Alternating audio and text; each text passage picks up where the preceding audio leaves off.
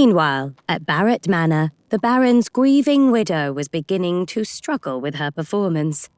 "I swear, if one more person visits us empty-handed and fills my ears with their memories of Desmond, I shall lose my mind." Katrina sighed as yet another carriage departed from their estate. "Only a few have come with money and gifts to console me. If only I could turn away those who bring nothing. Close the door, James." Katrina's feet ached from standing too long, exchanging empty pleasantries with mourners.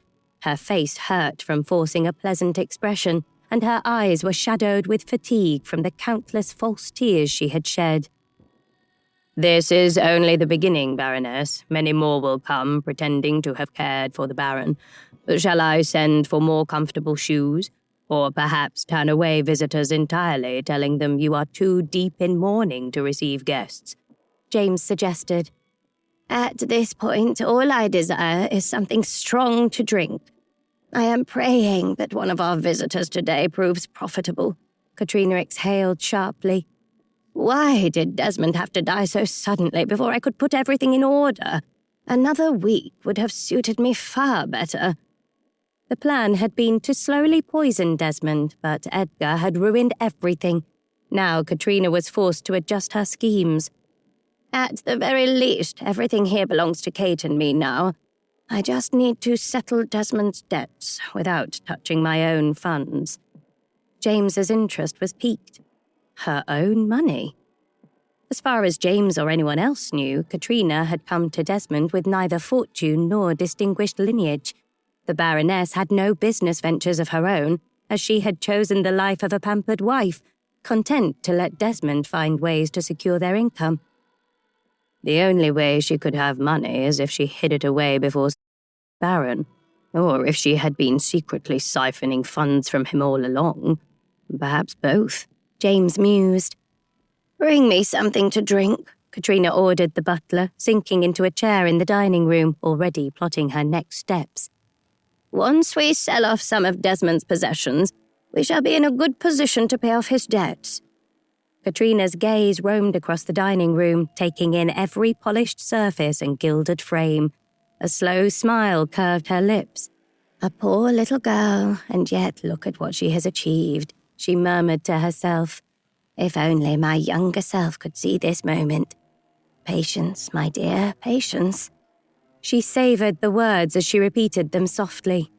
"Baroness, Baroness, Baroness."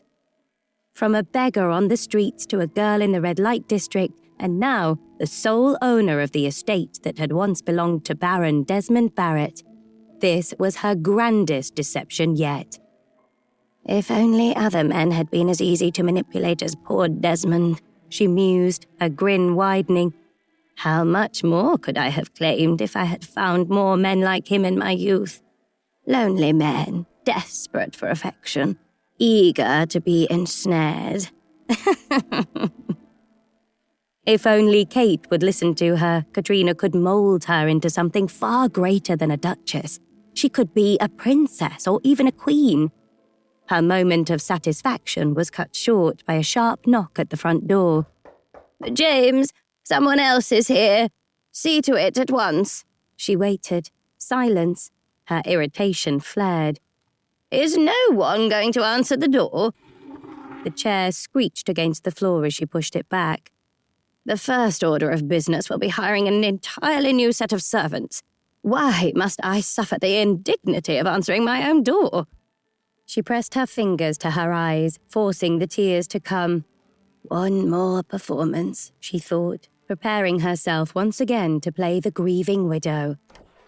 "Good morning," she greeted automatically, but the moment she saw who stood before her, her breath hitched. Hey, I'm Alessandra. If you're wondering what happens next, download the Pocket FM app now and listen to the exciting episodes of The Duke's Masked Bride.